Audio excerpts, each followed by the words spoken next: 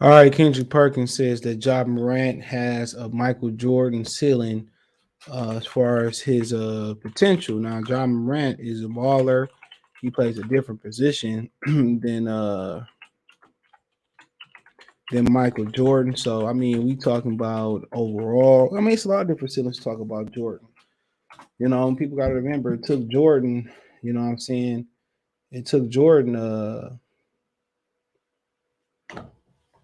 It took Jordan years to really break through. And people, you know, we shared something in our private chat where it said that people reason why people from the 70s and 80s don't say Jordan to go because his record against Larry Bird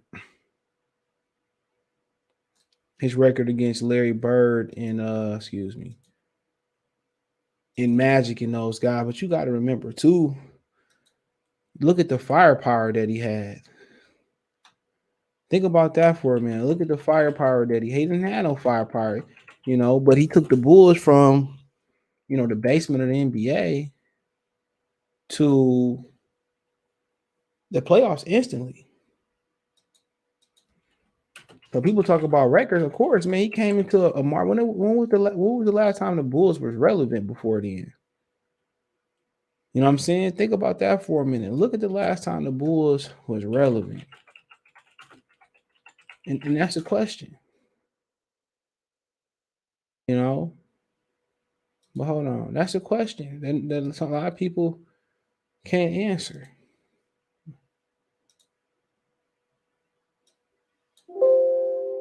John Morant, when you talk about his ceiling for as far as his career, is Jordan-esque. And I'm gonna tell you why. Because think about it. When Michael Jordan came into the league in 1984, no one expected him to pan out the way that he did. And then when he came in with Bird and Isaiah Thomas and Magic Johnson, and then all of a sudden he rose to the top as the number 3 pick. John Morant, the number 2 pick. Every year he's getting better. Every year he's opening eyes. Every year he's shocking the world. He's doing things and he's winning in a small market like in Memphis, and he's doing it at a high level. So just think about this last year. Last year we was like, John's really good. This year we're talking about actually putting him in the MVP conversation. He should be an all-star starter. He should make an all NBA team if he don't get hurt. Now, Okay, that was what Kendrick Perkins had to say, and that was his thing. And that's what he say. He says that he making the comparisons, you know, around the draft position, and he getting better every year. He in a small market. The Bulls, Chicago's a big market, but you know, when we talk about big market, we kind of talk about like how the NBA or professional sports see a team market. And when kind of, for example, LeBron was in Cleveland, they treated it like a big market. You know, so that's kind of like what they said, man. And like I said before, they play two different positions and they play different. But okay, I don't Memphis a lot. They did beat my Pistons the other day, but look at the numbers that he putting up: 25 points per game, 5.8 rebounds, 6.6 assists. And the thing about that, I thought that number might be around the 10 mark, but probably looking at the way, you know, that they team is built, he probably got to score more. Then he's shooting almost 50% from the field, almost 40% from three. And the game is different. Obviously, he's several inches in Jordan. Now, as far as the comparison, you know, like the girl that he was on there with today, I would say maybe Steph Curry-ish, you know, kind of his ceiling. And Curry's ceiling ain't bad. Now, I see Michael Jordan. No, Michael Jordan benefited from Larry Bird and Magic Johnson. Without Larry and before Larry and Magic, the NBA was on tape delay. The finals was on tape delay. It wasn't no NBA League Pass. It was the bottom of the basement type of sport. Or think about that for a minute. It was a bottom of a basement type of sport. You know, so I mean, we talk about Jordan. Like I said, without Magic and Bird, he doesn't get that spotlight. And he lucky, you know, it took two people to get the NBA. It took two people to get the NBA where it's at. You know? So Michael would have had a lot of work to do, but he took that, and Magic and Bird made the NBA national, and the NBA found the formula which they gonna ride superstars, right? They gonna ride the superstars, to glory. And that's how they got TV right. Then Michael Jordan took it, he blew it up nationally, he took it international. You know what I'm saying? So it's a great story. It's a really, really great story. And talking about, skill set on the court, Ja Morant is showing that he can score a lot more. Okay, but as far as can he bring the NBA back to eliteness and the top sport in America? It's a lot to ask. Can he put up the MVPs and the championship that Michael Jordan did? It's a lot to ask. You know, but Chicago Bulls was pretty much a small market team, even though the population is always ranked around third in the United States behind New York City and LA. It's a lot to ask of them. Put those expectations on them, and in my opinion, bro, LeBron James didn't live up to the Michael Jordan expectations on the winning side, and even off the court, most people associate him with losing. With losing, okay, and Giants have made he hasn't made an All Star game yet, but that might change this year. And he in a different. So I mean, putting Michael Jordan expectations on anybody, that's a lot. You know what I'm saying? Most people would thought Michael Jordan be associated a little bit more with Zion Williamson, but we see what's going on there. He's not rehabbing away from the team. So he's 22 years old, man. That's a lot to ask, bro. So I'm not sure from that position. When you look at the most, relevant and the most stardom point guard is Magic Johnson. When you talk about a star, it's Magic Johnson. So I think that might be the pinnacle for him. Because how many point guards have been superstars and like true superstars? Magic, Isaiah Thomas, maybe Kid. You know what I'm saying? You know what I'm saying? So, like I said before, man, he's showing that he could be a true point. He's showing that he can score the rock.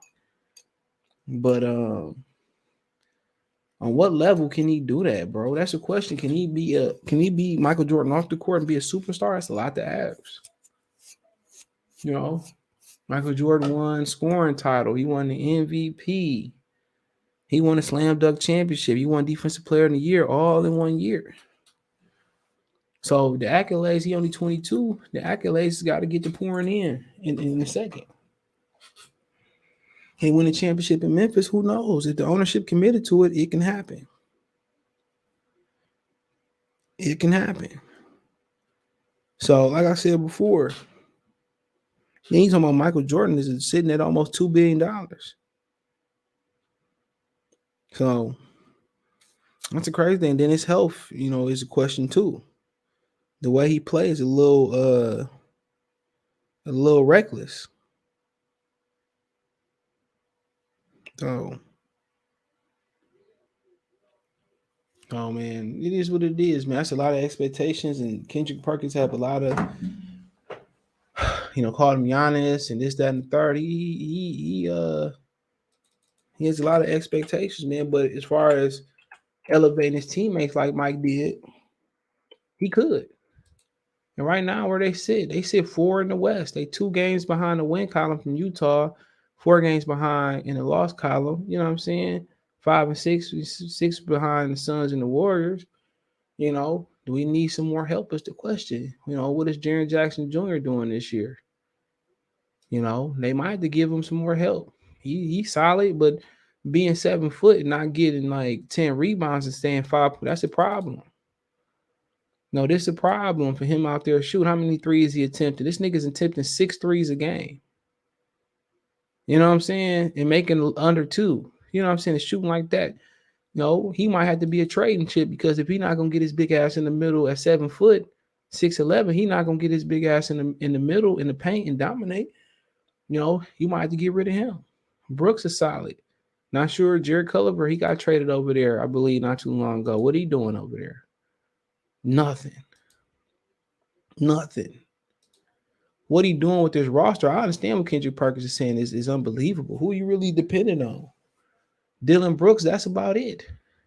Steven Adams, he's solid. Somebody have in the middle, tough guy. You know what I'm saying? Somebody that you need out there, no doubt about it. But look there, man. You that big, you ain't getting fucking 10 rebounds a game. That's a problem. But he only playing 25 minutes, so I'll give him that 26 minutes a game. Cause of matchup. So they gotta find a way, bro. They gotta find a way to get more out of Jaren Jackson Jr. And if I look at them, Dylan White tough as hell. I mean Dylan Brooks tough as hell, but they gotta find somebody that can go out there and on the wing, like what Utah needs somebody that can get their own shot. You know what I'm saying? That's what they gotta find. They got some good role players, some good tough guys. If they can swing like Kevin Durant, we know they ain't happen. They can find somebody like that. That'd be tremendous. But Jaren Jackson Jr. gotta get on. He gotta get in the post. He gotta get in the post. If they could swing like a Shea Gillingsley, that'd be dangerous. But they need somebody like Kawhi. Brandon Ingram be perfect over there. Ja Ingram, Steven Adams, Dylan Brooks. That's good. But they gotta find somebody. They gotta find an established veteran too. Maybe they could swing Cam Reddish over there. You know what I'm saying? Cam Reddish at the three. If they can find Ingram, him or Ingram at the two. Brooks can play the three as well too. So when I'm at the four, they gotta find some. They gotta find somebody over there that can get their own shot. And they gotta get. And Jackson probably gotta go. If Jackson gonna be out there chucking up threes, man, won't be no Michael Jordan comparison out there. He gotta get in the post and he gotta dominate. If he not gonna do that, slap Adams in the middle, go out there, fine. If you can swing Cam Reddish, do that now. If you can swing Ingram or somebody like that, swing that now and figure it out. But Utah can use Ingram too, but they got to find a way, man. Because right now, he don't have enough. No matter what they records say, he needs somebody. He can't be everything. They got to find somebody on that wing that can get a bucket. If Cam Reddish is that guy and they grow young together, cool. But Jaren Jackson right now, if I could flip Jaren Jackson and some picks out there and I can end up with Ingram, I do it, and I turn around and get that Jalen Smith kid from the Suns they don't want. But hey, Michael Jordan comparison is the ceiling a little bit too high. But yeah, the sky is the limit. I would say more. He should be shooting for more Magic. That's high, more Steph Curry around that. But if he don't get no help, he might be showcasing his talents in LA in quite a few years and leaving Memphis. If Memphis ain't committed to win. If they ain't committed to spending money and winning, he got to leave, and that's best for himself. So we'll see. And don't forget Ben Simmons still out there. He can help them a lot too, defending. But if they get Ben Simmons, then they need to turn around and get Cam Reddish for a score. But hey, let me know what you girls and guys think. Thumbs up the video, share the video, subscribe to the channel. It's the best way to help. Next subscribe button is the bell icon button. Hit all notifications. Increase your chance to get notifications. Go live, drop a video. All my, social media subscription. Twitter's the fast way. Facebook and Instagram. If you want to advertise on the channel, video request to chop it up, or just support me on social media, the links there. Want to make a financial donation? $, Cash App, CJ Good 313, Venmo, CJ Good 313, rolling at the bottom of the screen. PayPal link is in the description. All this what I talked about. Cash App, Venmo, PayPal, Twitter, Facebook, Instagram is in the description. Appreciate the love, support. Check out the NBA Talk playlist. Let me know what you girls and guys think about Kendrick Perkins saying that Michael Jordan ceiling is Ja Morant, ceiling piece.